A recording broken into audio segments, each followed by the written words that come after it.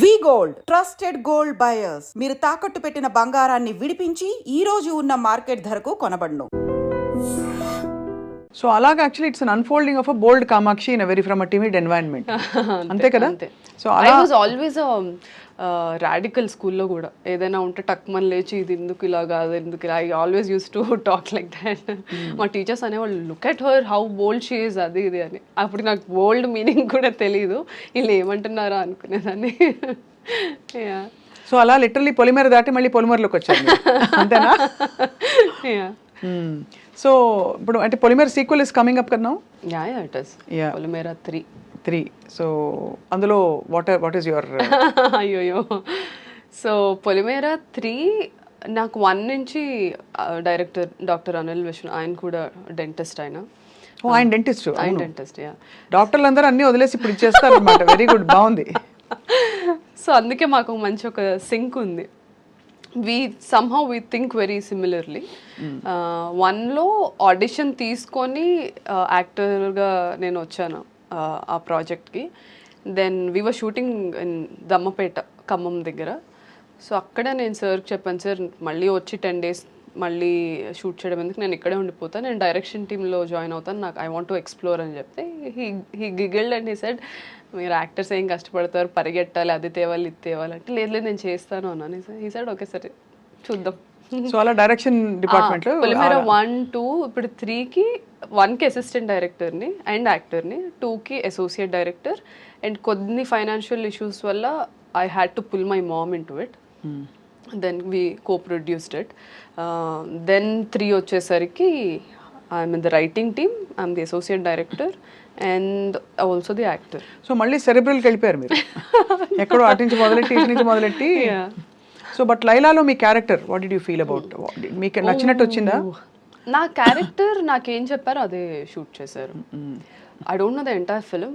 The problem with big projects and doing one character, ఇప్పుడు plot B నాది ఆ మూవీలో మీరు చూస్తే, నాకు నా ప్లాటే చెప్తారు, ఓవరాల్గా చెప్పారు. ఇప్పుడు పొలిమేర అంటే ఐఎమ్ ది లీడ్ యాక్టర్స్ కాబట్టి I know the entire script, screen play ఏంటి అంతా. సో ఈ మూవీస్లో ట్రాక్ కాబట్టి ట్రాకే చెప్తారు, ద రెస్ట్తో మాకు సంబంధం ఉండదు. సో నా ట్రాక్ అయితే ఏదైతే చెప్పారో అదే అయ్యింది. But when I watch the film then I was like, oh okay ఇదా స్టోరీ, ఓకే ఇదంతా యాక్సెప్టింగ్గా ఉండదు అని నాకు అనిపించింది. Everybody we all felt the same thing.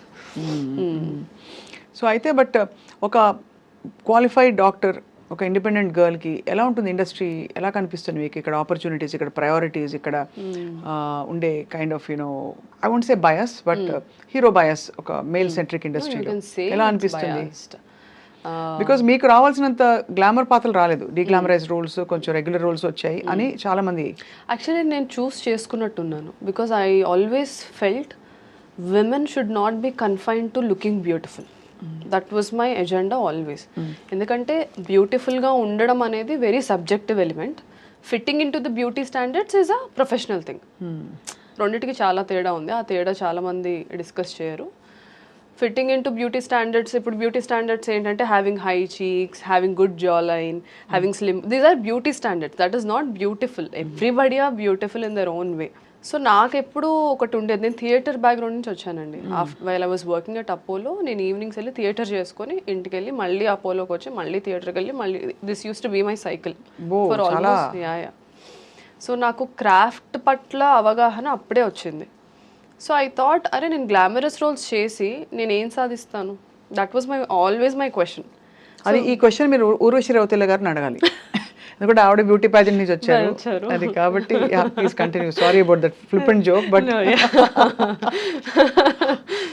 So I always subconsciously and also somewhere a bit consciously I chose something which was very interesting, which was చెప్పినట్టు డిఫరెంట్గా ఉండాలి, డిఫరెంట్ రోల్స్ చేయాలి. ఇప్పుడు చాలామంది నన్ను అడిగారు, లైలాలో అసలు మీరు ఎందుకు ఆ రోల్ చేశారు, పొలిమేర చేసినప్పుడు కూడా యాక్చువల్లీ నన్ను అదే అడిగారు. పొలిమేర 1లో దేర్ వాజ్ ఇంటిమేట్ సీన్స్, అసలు ఎందుకు చేశారు మీరు డాక్టర్ అయ్యి ఉండి అని అడిగారు.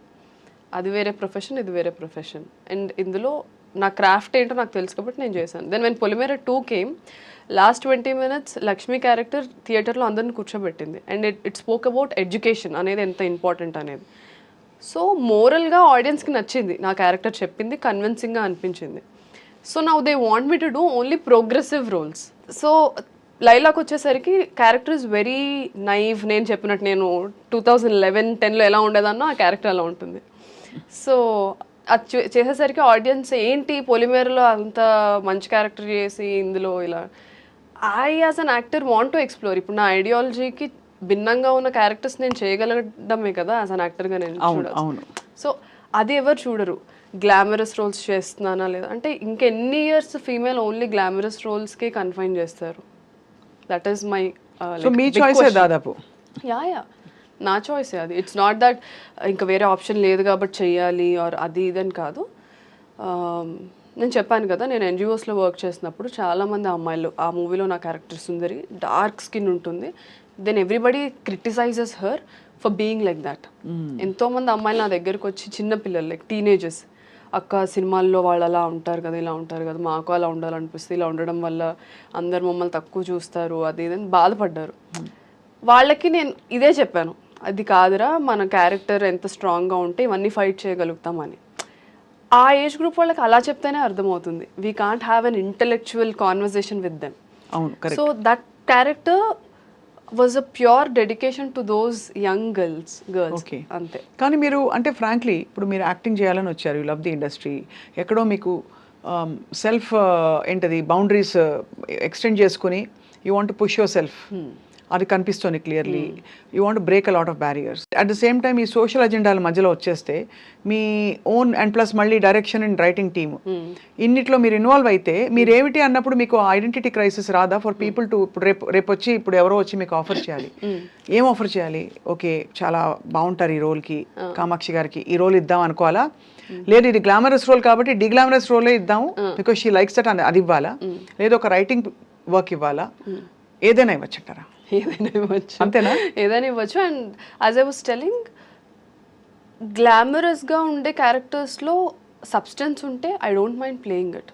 జస్ట్ గ్లామర్ కోసమే చేయాలి అంటే నేను అది మీకు that's the thin line, because I don't want to just look glamorous and go away.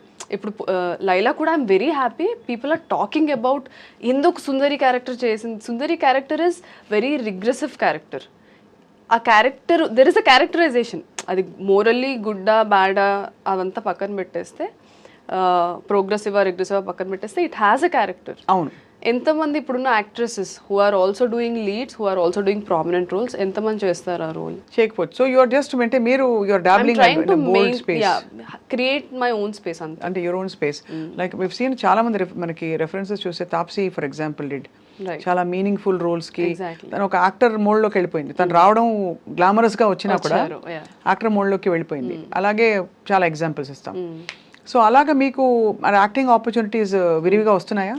Now I'm busy. This year I'm almost shooting 6 projects shoot చేస్తున్నాను. అవునా?